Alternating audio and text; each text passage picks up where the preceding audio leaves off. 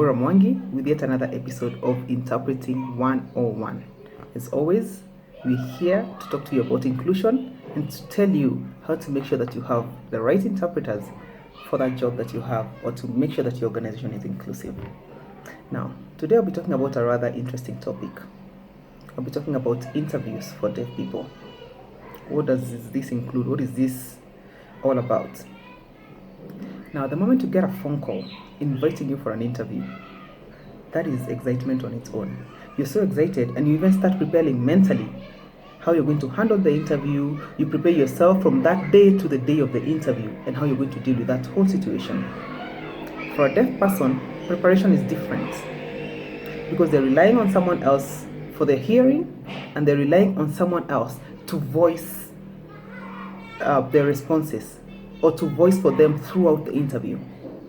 That therefore means they will have to do their preparations with this person that they'll be relying on, and that person is an interpreter. So the moment you give a deaf person a call, you're inviting them for an interview, there are two things that you need to find out.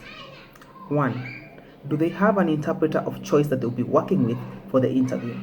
If they do, you're all set. The only thing that you need to take care of is the payment for the interpreter. That's all.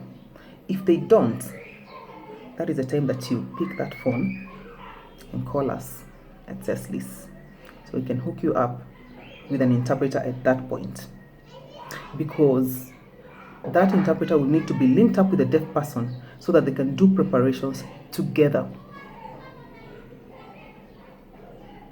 We have had situations where deaf people have shown up to interviews with their own interpreter, and they have been denied the right to use that interpreter. That is completely wrong, because number one, these two people have prepared together. The moment you deny them the chance to use the interpreter of choice, you disorient them and you disadvantage them when it comes to the interview. Deaf people have a right of choice when it comes to interpretation. Please do not insist that they use your interpreter if they have come with their own.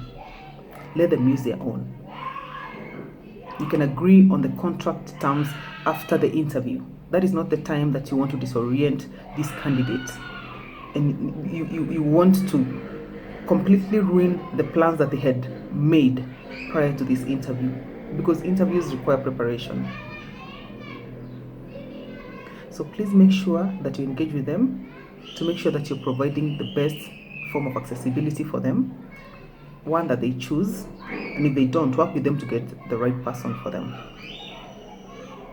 This is Interpreting 101. I hope you've gotten that tip. Don't force an interpreter on a deaf person. It is wrong.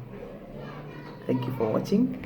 Please subscribe to our YouTube channel, Cecily Services. We're also on Instagram. Follow us, Cecily Services. And we're also on Facebook, Center for Sign Language Interpreting Services. Don't leave without giving us a thumbs up on YouTube. Thank you for watching.